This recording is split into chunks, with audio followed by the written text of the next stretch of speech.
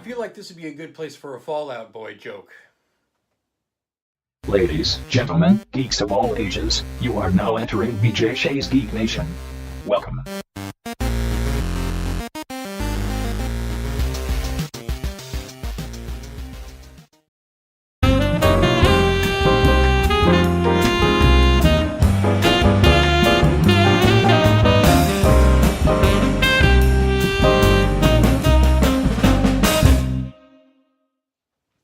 Hey guys, Chris Walker here, Walk Like a Flame with BJ Shea's Geek Nation, Uncle Chris on BJ and Migs. Want to talk to you guys a little bit about Fallout. Fallout, I'm sure you've heard me talk about it before. It's one of my favorite video game series, and I could not be more excited than the news that's coming out of Bethesda right now. A little while ago, Bethesda tweeted out a very cryptic message. The image of the please stand by thing from Fallout got everybody in an uproar. People started speculating all over the place because they knew E3 was right around the corner. They were going to be able to hopefully announce something new and great. They did. Now, once the first teaser trailer dropped with the song Almost Heaven, West Virginia playing in the background, people began to speculate that it was going to be taking place in West Virginia, which is not that far from the Capital Wasteland from Fallout 3, which is great as far as I'm concerned. I love that game. But the speculation didn't end there. People really started going down the rabbit hole and trying to figure out exactly what kind of game this was going to be and what 76 would actually mean. Well, a lot of people knew what 76 meant. Vault 76 has been referenced many times in the other games as one of the earliest vaults to open and to expel its survivors into the new wasteland. But there weren't a lot of details. It was, after all, just a teaser trailer. So what we had to do as fans was speculate. Everything we could find, everything we could dig up, everything, people just combing through the video on that trailer, trying to glean as much as they could from it. And based on other rumors coming out of Bethesda about a planned multiplayer mode for the new Fallout game, people thought that it was either going to be a build off of that, or it was going to, at the very least, include that, and also be set in an earlier period of time than any of the other Fallout games that have come out so far. They were not wrong. See, what Bethesda did once they got to E3 and started making all of the announcements was they said, "You're right!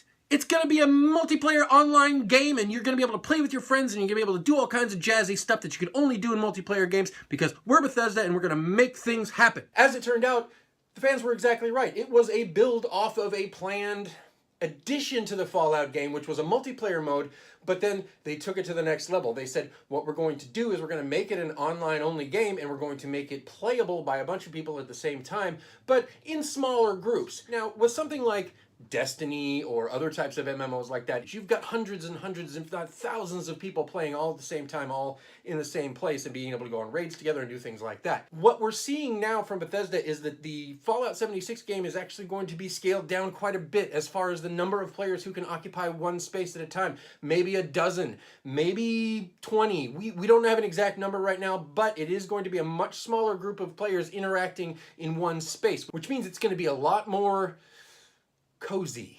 Now, one of the other things that Bethesda has confirmed is that this is going to be the largest Fallout game ever. One of the things that happens anytime there's a really big sequel or something like that for any game series, they always talk about how this is going to be our biggest game ever. Well, they're talking about 4 times larger than the Fallout 4 world, which was the biggest one so far at that point. So now, even bigger, 4 times bigger, so much more going on. It's going to be pretty amazing. One of the primary things that Bethesda talked about as far as the gameplay goes is they're going to include the colony building mechanic that was worked into Fallout 4, and your friends can help you build your colony or build your base or your headquarters or whatever it is you want to do. Your friends can help you do that, and it's something that they're going to be able to either pick up and move, or at the very least will not be there when you're not online, so that people can't wreck your house when you're not in it. I have a feeling that's the kind of thing they were really worried about. Another thing that sounds really interesting, and probably going to see a lot of people hunting for this, there are going to be unused missile silos all over the place that you can find. And if you can find the launch codes, you can launch nukes at other people in the game, or enemy camps, hopefully, or monsters, or something like that. Don't just find the nukes and shoot them at each other, man. That's not cool. One of the other things that Bethesda has done is they've announced an exact release date. Now, that's pretty rare for video games in general. Usually you hear of a game coming out Q3 2018 or something like that.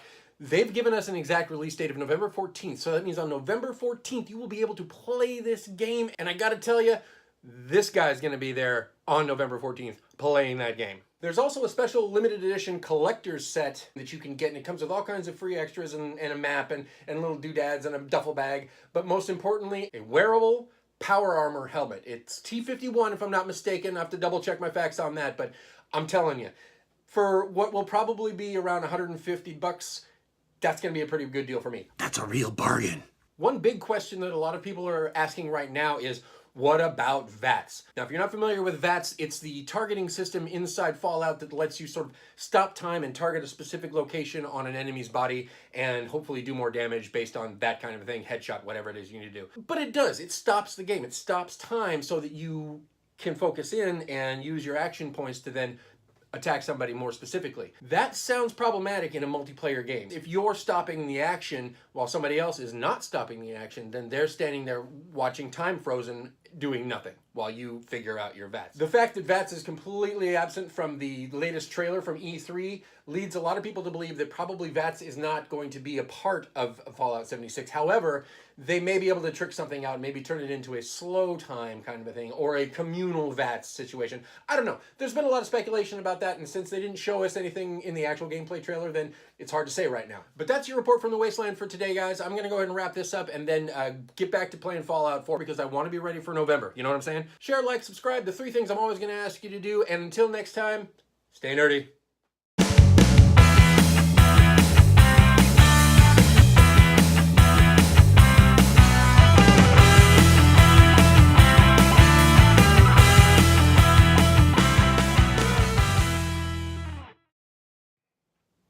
Now, one of the other things that